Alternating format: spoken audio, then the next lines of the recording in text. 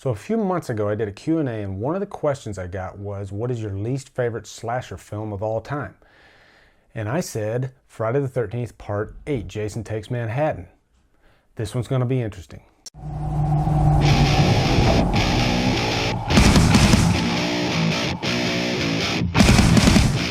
Jason Takes Manhattan stars Jensen Daggett, Kane Hodder, and is directed by Rob Hedden. So Part 8 is an interesting story of how it came about, because Part 7 came out, and for some reason they just wanted to keep churning out these Friday movies, even though Part 7 didn't make as much as they wanted.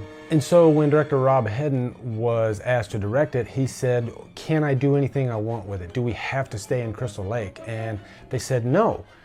Go ahead and do what you want, take it anywhere. And so he thought, hey, why not take it to New York City, the biggest city, in the world. So that was the initial plan. And that's the way they marketed this movie. If you look at the marketing for this movie, if you look at the posters, you'd swear that this movie completely takes place in New York City, and you would be wrong. But we will get to that. So most of Friday the 13th Part 8 actually takes place on a boat. You have this group of kids, they're going on a class trip. Jason is awoken at the beginning of the movie because there's a boat that is on its way to meet up with the rest of the students. This couple, they are having sex, and then something happens and they wake Jason up from the lake in Part 7. And so Jason latches onto the boat and connects with the next boat. And so throughout 2/3 of this movie, Jason is picking off these classmates one by one on the boat. So I recently revisited Part 8 because I haven't watched it in a few years and I wanted to put some fresh eyes on it. And I'm gonna admit, I did have some fun with it because Part 8 is really in that category of so bad it's good. I mean, every wrong thing that you can do in a slasher movie, Part 8 does. And I have to give director Rob Hedden some credit because he knew going into this, hey, nobody's taking this seriously. So why not just try to have some fun with it? And I'm gonna admit, this movie is pretty painful, I'd say up until the last third. Once they actually get into New York, then it kind of stretches its legs and it finds its footing, and I actually had a good time with it. So let's start out with what works for Part 8. Like I stated earlier, what I thought worked about it was that they tried something different, because let's face it, if you keep going back to Crystal Lake and you keep churning out the same story like they do over and over and over again, they just get worse and worse. So at least they tried something different. One of the major problems they had in the production of this movie is they ran out of money. So filming a movie in New York for an hour and a half, it's gonna get pretty damn costly. So they had to cut corners everywhere. And that is part of the reason why most of this movie takes place on a boat.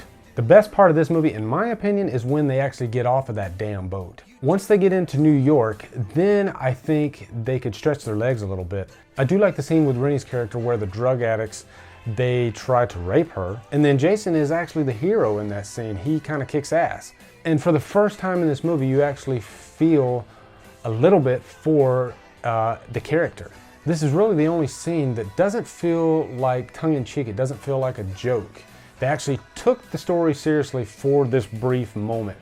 Also, I do like a few of the kills in this movie, specifically the one with the drug addict, like I just mentioned. I thought Jason was pretty badass in that scene, and I also like how Jason killed the old guy. He picked him up and he threw him in a garbage can full of toxic waste. You can tell that Kane Hodder actually had some fun on this movie. And everybody remembers the one scene where the boxer is just constantly punching Jason, which is a completely stupid idea. And Jason just lets him punch him for a good 5 minutes, and then he says, give me your best shot. And that's the worst thing you can say to Jason Voorhees. And of course he punches his head off the roof. Also, there is one scene with Kane Hodder that I really got a kick out of, and it's when he is walking down the streets of New York, and this group of thugs, they say something to him, and then Kane Hodder turns around and lifts up his mask, and then they just run away. I thought that scene was hilarious, and you could tell that Kane Hodder was having a lot of fun when he was actually in New York City. Now, like I said, this movie has so many problems. First of all, it's just a product of the 80s. All the characters look dated in this movie, and they really don't have a story. They're just students, and nothing they say is interesting whatsoever. If you want to encapsulate the time of this movie. Just look at the scene with the rocker girl with the guitar. It is completely something out of the 80s, and it's only fitting that Jason bashes her head in with her own guitar. Also, that first hour on that boat is painful. I almost gave up on this movie up until they finally get to New York. And also to me, the inside of a boat, it's just not that interesting. I didn't like the way the scenes were lit. I didn't like really any of the kills. It just all kind of comes off as lame. And I think that's what works about the scenes in New York. They're dark. They're a little bit creepier. Now, the way they killed Jason in this movie has to be one of the weirdest ways to kill somebody in probably all the Friday movies. It just doesn't make sense. I get throwing toxic waste in his face, but he really just melted down into an 8-year-old version of himself. How in the hell does that make any sense whatsoever? I don't get it. I think maybe they just ran out of ideas, but that's what you came up with? And for continuity's sake, how are you going to continue that story if they were planning on continuing the story? But if they weren't planning on continuing the story, is that really the final nail in the coffin for Jason Voorhees? He turns back into an 8-year-old boy? Oh my God, I could just do a sidebar and talk for 5 more minutes about what the hell they were thinking for that scene. But I'm not going to do that.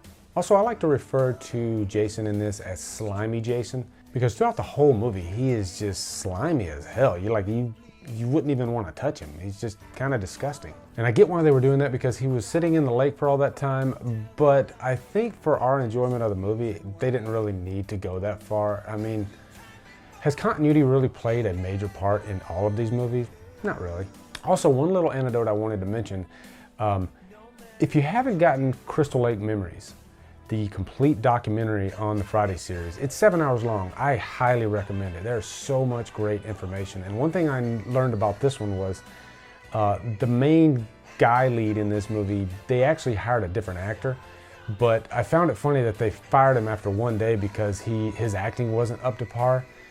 But really, are any of these actors good at their jobs? Not really. I mean, this is a slasher film, a bad slasher film. So I'm really kind of surprised that they fired a guy because of his acting. So anyway, guys, all in all, I still enjoyed Jason Takes Manhattan because of the so bad it's good mentality. If I watched this with a group of friends, I'd probably get a kick out of it. So for that, I'm gonna give it a low humdrum. And I know I had stated in my Q&A that this is probably the worst slasher movie that I've ever seen, and I stand by that, but that doesn't mean I can't enjoy a movie if it's that bad. Actually, it's the opposite. If a movie's as bad as Troll 2, I'm probably going to enjoy the hell out of it. So anyway, guys, what are your thoughts on Jason Takes Manhattan? And also, make sure you check out my Friday the 13th playlist, where I have all my Friday reviews and news updates. Anyway, guys, thank you so much for watching. Subscribe to my channel, follow me on Facebook, Twitter, and Instagram, and Humdrum out.